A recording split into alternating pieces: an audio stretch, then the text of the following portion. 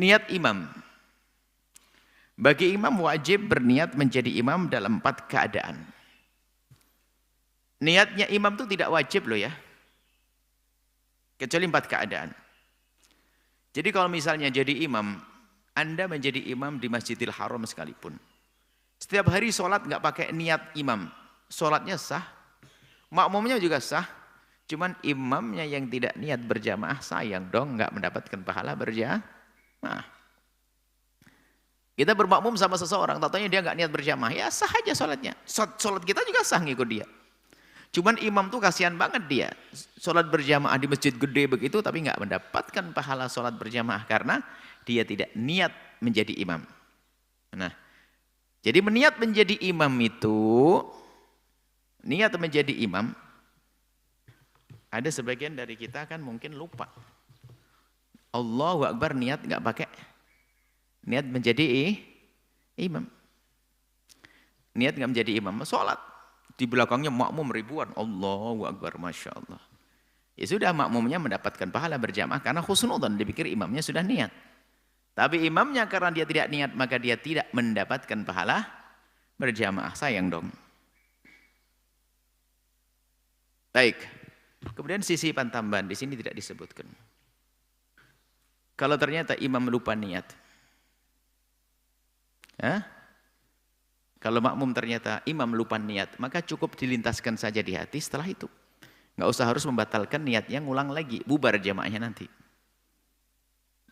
Ya cukup melintaskan di hati niat. Sebab menjadikan imam itu boleh di tengah-tengah sholat kok. Biasanya semula seseorang sholat tanpa menjadi imam, lalu niat imam sah kok.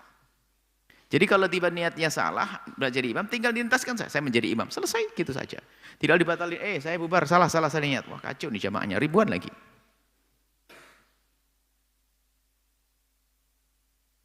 Seperti itu.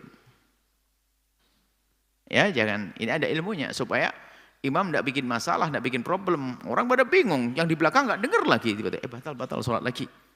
Ngulang lagi takbiratul ihramnya. Orang tambah bingung nanti. Nah ini ilmunya. Nah niat untuk menjadi imam, niat menjadi imam dilintaskan di hati saja. Cuman biasanya ulama kita dalam mazhab Syafi'i yang mengatakan mengucapkan niat sebelum berniat itu adalah sunnah. Sebelum Allahu Akbar itu menghadirkan niat sunnah, maka biasanya mengucapkan sholli fadhuhur arba' rakaat mustaqbil imaman ditambah imaman untuk mengukuhkan, meyakinkan kalau dia jadi imam. Padahal nggak pakai itu pun juga sah. Nah, niat menjadi imam itu wajib di beberapa sholat saja. Pertama sholat Jumat.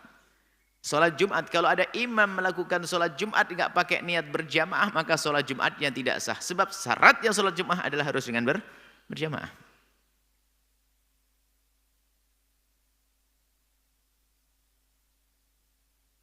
Sholat nazar berjamaah, misalnya dia nazar berjamaah. Kalau aku dapat rezeki, aku akan melakukan sholat berjamaah. Maka sholat berjamaah yang semula sunnah yang dikukuhkan dalam mazhab Imam Syafi'i atau fardu kifayah, anggap saja sunnah muakkadah, akan menjadi wajib karena dia bernazar. Maka dia di saat bernazar tadi, nazar untuk melaksanakan sholat dengan berjamaah, maka niatnya pun harus dengan niat berjamaah. Yang ketiga, sholat fardu berjamaah yang diulang. Nah, termasuk ini yang sering kami hadirkan. Nanti tidak tahu kita sebutkan atau tidak. Hendaknya kita itu bisa menolong saudara kita yang ternyata ketinggalan dalam sholat berjamaah. Misalnya kita sudah melakukan sholat berjamaah. Ada salah satu sahabat kita datang ke masjid sendirian, kasihan dia toleh nggak ada teman berjamaah. Maka kita boleh menemani dia berjamaah. Dan ini adalah salah satu kesunahan yang jarang dilakukan karena kita malas. Mestinya kita datang menolong, ya akhi, mau saya temani? Oke itu, biarpun kita sudah sholat. Ini pernah terjadi pada zaman baginda Nabi, ada satu orang terlambat. Sudah selesai sholat, dia baru datang. Toleh cari teman, enggak, sudah pada selesai sholat. Nabi melihat orang ini, kasihan niatnya bagus banget nih, pengen jamaah tapi telat dia. Nabi menawarkan, siapa man yatasaddaq bihadzal rajul? Siapa kira-kira yang mau sedekah dengan orang ini? Falyusalli ma'ah, maka yang pengen sedekah temani dia sholat. Lalu sahabat Nabi berdiri, nemeni orang yang baru datang. Nah ini termasuk satu kebaikan yang jarang dihadirkan.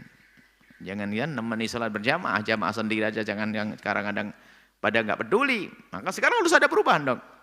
Sehingga tidak ada satupun dari teman kita yang tidak sholat berjamaah. Lah namanya sholat ini sholat bagi orang yang sudah berjamaah tadi, sudah ikut sholat yang pertama. Sholat pertama tidak jamaah juga. Misalnya sholat pertama dia tidak berjamaah. Kemudian setelah itu ada teman, dia dianjurkan mengulang lagi. Karena yang pertama dia tidak berjamaah, dia yang kedua mengulang dengan berjamaah. Atau dia sudah berjamaah, kemudian dia untuk menolong teman yang belum berjamaah, itu juga dianjurkan. Yang dianjurkan. Nah, di saat dia mengulang sholat itu, maka niatnya harus niat berjamaah kalau dia jadi imam. Kalau enggak sah, karena enggak ada mengulang sholat 2 kali tanpa untuk tujuan berjamaah tadi, menolong orang lain. Ini ada hendaknya kita budayakan di setiap tempat. Mungkin kita pulang ke rumah kita, ini bapak-bapak ini yang biasanya rajin sholat berjamaah, tapi istrinya di rumah suruh melahirkan, tidak pernah dikasih kesempatan berjamaah. Kalau pulang dari masjid, tolonglah wahai ustadz, yang senang dakwah, senang jihad, senang berjuang, tolonglah. Setelah pulang dari masjid, sholat berjamaah di masjid, hebat banget nih ustadz ini. Rajin sholat ke masjid. Setelah pulang ke masjid, dari masjid, temui istrinya, sayang, yuk aku temani sholat berjamaah. Hebat banget nih istri. Apa suami ini? Punya suami, istrinya bakal bangga nih punya suami kayak begini. Jadi temani sholat berjamaah ini adalah dianjurkan agar tidak ada saudara kita yang melakukan sholat sendirian. Seperti itu. Belum lagi kalau ketemu madhabnya Imam Ahmad bin Hanbal, sholat berjamaah menjadi sebuah kewajiban fardhu ain. Seperti itu. Ini kami singgung masalah sholat berjamaah diulang. Atau namanya surat mu'adhah. Tidak tahu kita sebutkan tidak di pembahasan selanjutnya. Baik, kemudian sholat jamak takdim karena hujan. Jadi ada jamak itu karena bepergian sudah jelas. Pergian jauh, atau kemarin kita salah satu buku kita kalau di saat macet di tol. Ada cara berjamaah kalau kita lagi macet di tol. Apa sholat jamak macet di tol? Jamak ya. Gimana kalau macet di tol? Nah, sekarang kita kalau dalam bepergian di rumah boleh kita menjamak di saat kok di rumah, di masjid. Kalau di rumah enggak. Di masjid kita boleh menjamak sholat karena hujan. Syaratnya adalah hujan. Syaratnya ini hanya jamak takdim saja.